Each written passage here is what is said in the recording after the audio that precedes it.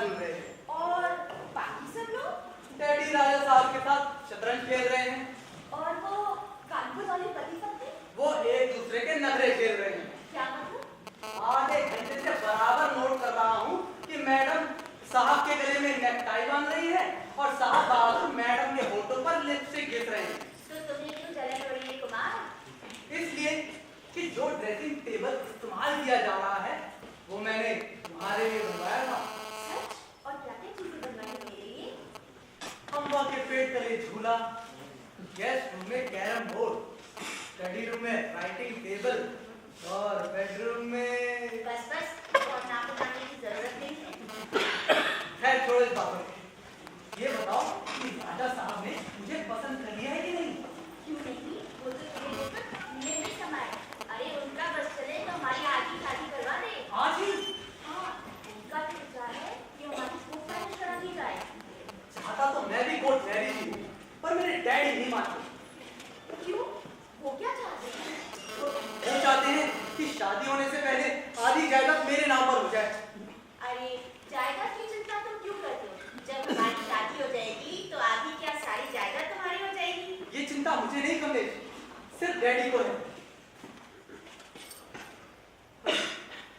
अगर आज मम्मी होती तो डैडी की इतनी बात कहने की हिम्मत ना हो क्या? आपकी मम्मी की डेथ कब हुई थी? 1895 में। 1895? नो, आई एम सॉरी, 1995 में। बड़ी छोटी उम्र थी मेरी उस वक्त। ओह, बीमारी क्या हो गई थी उन्हें? बीमारी? बीमारी तो ठीक से याद नहीं। कॉफी ले लीजिए छोटे साहब। हाँ, लाओ। हाँ, मम्मी को याद होगा शायद उस बात का। कौन सी बात का सरकार? और तुम्हें याद है आया हमारी मम्मी की मौत किस बीमारी से हुई थी? क्यों नहीं? मुझे तो अच्छी तरह याद है। मरने के 4 दिन बाद बताया था हकीम जी ने कि असल बीमारी क्या थी। क्या नाम बताया था हकीम जी ने?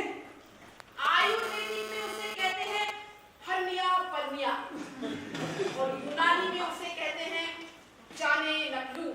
Very idiotic names. दरअसल देसी इलाज में नाम ऐसे ही होते हैं कमलेश। ओह, आई सी। इस बीमारी में क्या हो जाता है आया? प्राण हरण हो जाते हैं जी और जान निकल जाती है। खैर छोड़ो इस किस्से को। इनसे मिलो आया मम्मी। ये है कमलेश, इस घर की होने वाली मालकिन। तुम्हें पसंद है ना? मुझे तो साक्षात देवी का रूप दिखाई देती है। आया, आज तो तुमने मुझे देवी कह दिया है, पर फिर कभी देवी शनी ना कहना। मैं बहुत नफरत करती हूँ इन बातों से। ठीक है आया, तुम्हें ऐसे नाम नहीं कहने चाहिए। ठीक है, ऐसा ही करो। लेकिन शादी के बाद क्या कहना पड़ेगा मिस साहब? वो उस वक्त बता दिया जाएगा, अभी जानने की जरूरत नहीं है। ठीक है, वो सब सोच दिया जाएगा। बड़ी मुफ्त और बदतमीज औरत है ये। अरे उसे भूल जाओ ये। नहीं कुमार, मैं इसे भूलना नहीं चाहती। शादी के बाद उसे नौकरी से अलग कर देना होगा। किसने अलग करवा दी नौकरी से हमारी रानी बेटी? इस घर से आया वो डैडी। क्यों? क्या कसूर कर दिया उस गरीब ने? इतना ज्यादा बोल दिए डैडी कि आगे को नफरत हो जाए। तो क्या हुआ? जिस घर की मालकिन जिंदा ना हो बेटा, वहाँ के नौकर हमेशा मुंह फट और बातूनी होते हैं। उन्हें प्यार से समझाना चाहिए। नाराज होकर निकाल देना कोई अच्छी बात नहीं होती। आप बिल्कुल बजा बता रहे राजा साहब। हेलो कुमार, मुझे बहुत खुशी है कि तुम्हारे जैसा होनहार लड़का मेरा होने वाला दामाद है। ये तो मेरी अक्ल की दाद है डैडी, जिसने कुमार को पसंद किया है। क्यों नहीं? असली चेहरा तो तुम्हारे सिर होगा। हाँ कीजिए राजा साहब, शादी के वक्त सहरा मेरे सिर पर होगा और करेक्ट, और किसके सर पर होगी लाल ओढ़नी। और नो डैडी, मैं कोई ओढ़नी नहीं पहनूंगी। क्यों? ओढ़नी भी पहननी पड़ेगी और घूंघट भी निकालना पड़ेगा। नेवर। घूंघट निकालने से ऐसा मालूम होता है डैडी जैसे कोई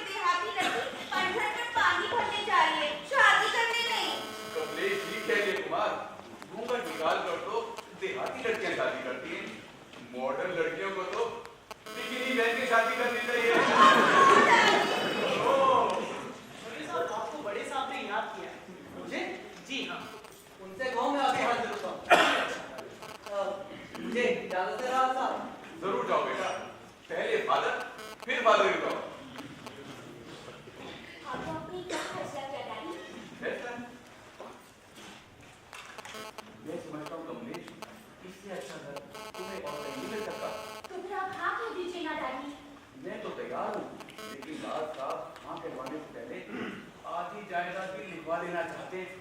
अब मैं क्या जवाब दूं, ये मेरी समझ में नहीं आ रही। आप कह दीजिए ना, ये तो लव मैरिज है। मैंने यही बात कही थी, लेकिन उनका जवाब सुनकर कुछ लाजवाब हो गया। क्यों? क्या जवाब दिया उन्होंने?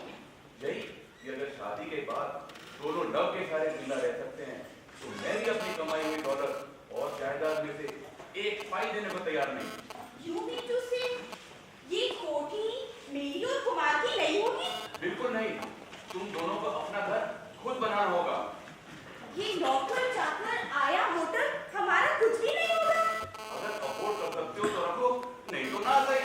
और नो डैडी, अगर ये सब चीजें ना हुई तो कुमार ने रखा ही क्या है? करेक्ट, यही तो मैं सोच रहा था। ना तो वो शायर है कि चिकन करी की जगह करारी नज़में सुनाकर ही पेट भर दे, और ना ही अफसाना नबी कि अगर जिंदगी में ना सही तो अफसानों में ही लंदन और पेरिस की सैर करवा दे। मगर आर्टिस्ट तो है डैडी। वो भी नकली, असली नहीं। मैंने सब भाप लिया है। तो फिर ये है क्या डैडी? एक करोड़पति बाप का एक लौता बेटा। तो फिर इसी करोड़पति बाप के बेटे से मैं शादी करना चाहती हूँ डैडी। तू चिंता ना कर, तेरी शादी किसी करोड़पति बाप के बेटे से होगी, और दहेज और जायदाद भी कुमार का बाप देगा। माफ कीजिएगा राजा साहब, लाल साहब की बेटी की बातचीत हमारे बेटे से चल रही है, इसलिए दहेज और जायदाद के हकदार सिर्फ हम हैं, आप नहीं। और हमारे ख्याल में आपकी बातचीत कुमार के बारे में चल रही है, इंदिरा के लिए नहीं। जी करेक्ट, आप दोनों बिल्कुल सही फरमा रहे हैं। इसमें शक की कोई गुंजाइश बाकी रहती नहीं। तो हमारा मतलब ये था कि आप अभी दहेज और जायदाद के बारे में कह रहे थे। तो हमें थोड़ा सा शक हो गया, कहीं आप उनकी बेटी में तो इंटरेस्टेड नहीं। जी नहीं, कमलेश मेरी इकलौती बेटी है, और शायद ये बात मैंने आपको आज सुबह ही बता दी थी। हाँ बता दी थी, पर हमने सोचा कि शायद आपका कोई भतीजा होगा। जी नहीं, ना मेरा कोई भाई है ना भतीजा, हमारा खानदान इकलौतों का है। तो बहुत अच्छी बात है। क्या मतलब? अब हमारा मतलब है कि फिर तो झगड़े की कोई बात ही नहीं रही। उनसे जरा उस बारे में बात कर लीजिए। कौन सी बात के बारे में? अब अभी अर्ज करता हूँ। कमलेश बेटी, अगर बुरा ना मानो तो हम लोग अकेले में कुछ बात कर लें। श्योर श्योर, मैं बगीचे में जा रही हूँ डैडी। अच्छा बेटे। Daddy, but please remember, Kumar plus everything. Of course. हाँ, तो फरमाइए, क्या कह रहे थे आप? इससे पहले कि हम वो बात शुरू करें राजा साहब, आप मेहरबानी करके ये बता दीजिए फिक्रे का मतलब क्या है? आई मीन टू से कुमार plus everything? अरे तो हम पहले से ही पजल थे, और अब ये सुनते तो और ज्यादा पजल हो गए हैं। बात ये है कि जब से ये संसार बना है, मोहब्बत और शादी की रस्म चली आ रही है। अरे बल्कि यूं कहिए कि मोहब्बत और शादी के बिना पर ही ये संसार कायम है। अब वो बात और है कि कहीं मोहब्बत के बिना पर शादी होती है, तो कहीं शादी के बिना पर मोहब्बत। करेक्ट, लेकिन पहले आप ये बताइए कि आप दोनों की कौन सी किस्म है? हमारी जी हाँ। आप ही बता दीजिए। हमारी दूसरी वाली किस्म है, यानी शादी के बिना पर मोहब्बत। Good, very good. दरअसल हमारी पीढ़ी में ज्यादातर यही किस्म चली आ रही है। अब ये नई पीढ़ी पहली किस्म को ज्यादा पसंद करने लगी है। हमारी बेटी को ही देखिए। आपकी बेटी ही क्यों राजा साहब, हमारे अशोक का भी यही हाल है। खैर, शादी किसी भी किस्म की हो, मोहब्बत और प्यार से ज्यादा इंपॉर्टेंट है दौलत की झंकार। करेक्ट, इसीलिए तो बेटी वालों से दहेज दिया जाता है। करेक्ट, लेकिन जब तक बेटे का बाप दहेज ना दे, बात बनती नहीं। वो कैसे? मेरा मतलब है, लड़का शादी करते ही अपनी अलग कोठी नहीं बना सकता, मोटर नहीं खरीद सकता, नौकर चाकर अफोर्ड नहीं कर सकता। ये सब चीजें नए जोड़े को बेटे का बाप देता है। क्या वो दहेज नहीं? ओह, तो ये मतलब था आपका। और यही बात कमलेश भी कह रही थी। अब समझा, कुमार प्लस एवरीथिंग, और हमारे केस में होगा अशोक प्लस एवरीथिंग। अरे आप तो बड़े बुरी आदमी है राजा साहब। लेकिन मेरा और आपका होने वाला समझी महामूली आदमी है। उनका कहना है बेटे को दहेज तब दूंगा जब बेटी का बाप आधी जायदाद लिख कर दे देगा। तो क्या मुंह से मांगकर जायदाद देंगे वो? ये तो बहुत बुरी बात है। देख लीजिए। ऐसे तो हम भी कह सकते हैं, पहले अशोक के नाम पे पूरी जायदाद लिख दीजिए। क्यों नहीं? हमारे बारे में वो कहते हैं कि लव मैरिज है। Love marriage? लव मैरिज तो हमारे केस में भी है। राजा साहब, आप बिल्कुल चिंता मत कीजिए। हम उनसे साफ-साफ कहते हैं कि अगर आपने राजा साहब से जायदाद लिखवाई, तो हम भी आपसे जायदाद लिखवा लेंगे। बिल्कुल ठीक। तो फिर मिलाइए हाथ। ये लीजिए। हाँ, तो बताइए क्या कह रहे थे आप? हाँ, साहब, बात दरअसल ये है कि हम दोनों को कुछ शक सा हो गया है। शक? किस बात का शक? यही कि लाल साहब और उनकी आया के दरमियान हमें उसका यशोदा कुछ गोलमाल है। मेरा मतलब है कि समझ गया। हाँ, हो सकता है, लेकिन अगर कोई ऐसी बात हो भी तो ये उनका जाति मामला है, हमें काम नहीं कराने देंगे। इस बात की तो हमें भी चिंता नहीं है राजा साहब, लेकिन देखना सिर्फ ये है कि औलाद उनकी असली पत्नी से तो है ना? आपका मतलब है कहीं आया कि ना हो? हाँ, बात तो नहीं सकती। अरे ना हो जी, लेकिन शक तो होता है। दरअसल मेरी बेटी भी सब नाराज है इस आया से। वो तो कहती थी शादी होते ही उसे नौकरी से अलग करवा दूंगी। अरे उससे यहाँ से निकलवाने का तरीका तो हम पहले ही खोज चुके हैं। वो क्या है? हमने अपने ड्राइवर कन्हैया को शादी के लिए तैयार कर लिया है। आया के साथ? हाँ, और शादी के 2 महीने के बाद ड्राइवर को नौकरी से ही निकलवा देंगे। नहीं, उसे नौकरी से निकालिएगा नहीं। क्यों? नहीं तो वो दोनों यहाँ आके नौकरी कर लेंगे। ये बात तो आपने सोची नहीं। आपका ड्राइवर कहाँ है इस वक्त? जी वो मिठाई खरीदने बाजार गया है, अभी आता ही होगा बस। अरे आप लोग यहाँ मौजूद हैं? मैं आपको कब से खोज रहा था।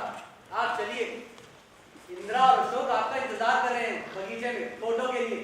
तो आइए, हम भी अपनी खूबसूरती को कैमरे के हवाले कर देते हैं। जरूर। चलिए।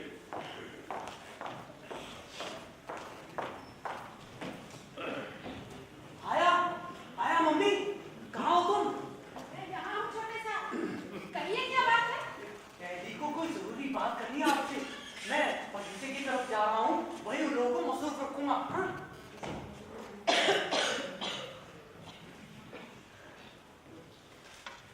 चले आओ लाला।